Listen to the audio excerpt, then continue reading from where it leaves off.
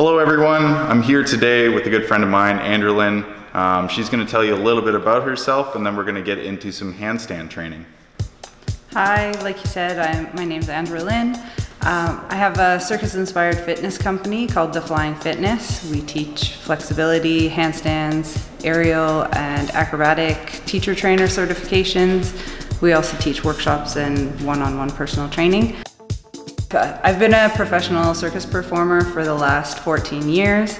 I came into it from gymnastics and trying to pursue acting and stunts, and so I carry in games, hand balancing, duo trapeze, and teeterboard are my main specialties. Awesome. Yeah, so she's going to help us today perfect our handstands, get you started on wherever your ability level is. We're going to go through warm-ups. We're going to go through how to get onto the wall and correcting your body line, and then how to take it off the wall and advance it further. So stay tuned.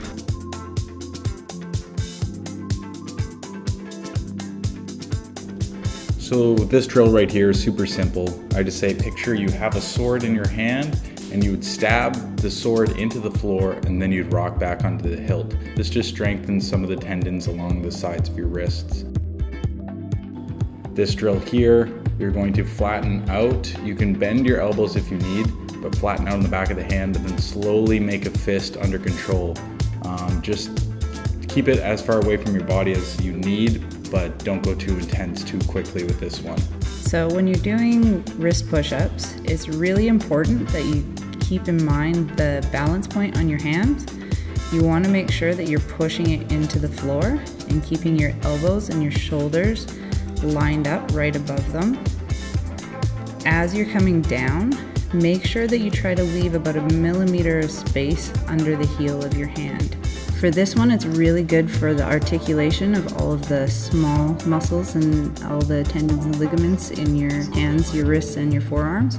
It's really good for any clients that work at a computer a lot. It'll help to prevent carpal tunnel, and it'll activate all of the small stabilizer muscles that you need. I like to stretch my wrists freestanding more than doing it on the floor. I do both. But if you're doing it freestanding, you can articulate the fingers a little bit more and get you can get a deeper stretch from adding in more angles to the joints.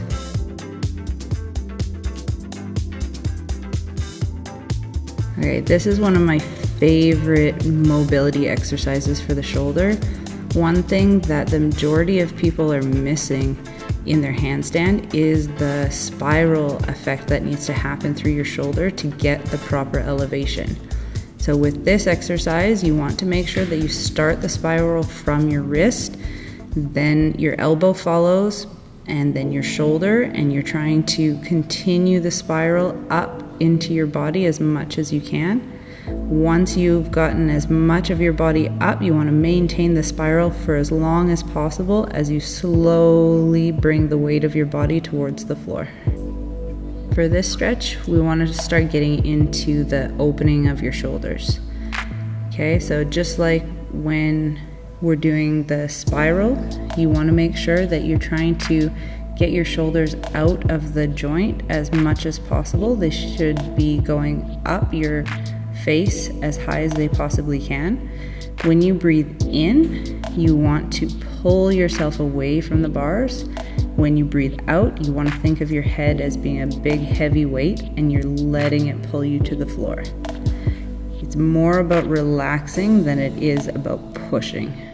This next stretch is one of my favorites. I give it to every single person, no matter their age, no matter their ability.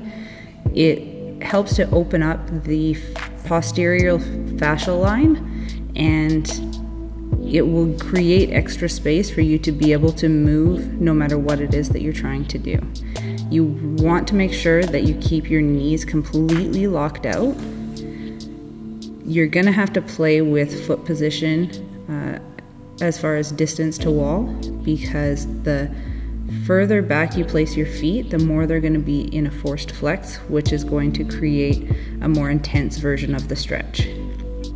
You want to make sure that you're placing your upper back on the wall you're falling into the wall. So try and have the wall supporting you rather than having your legs supporting you.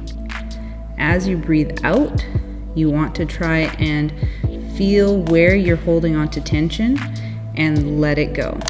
Each time you breathe in, you're going to pause and have an awareness of what's going on in your body, and as you breathe out, you let it go and you should fall down the wall. This version of a pancake stretch is one of my favorite. It's very safe, but if you don't feel comfortable, I recommend putting a mat on the floor. You're going to stand on the stall bars with your feet braced against the outside. Then you want to reach between your legs and grab the highest bar that you can. You're gonna slowly let your bum fall towards the floor.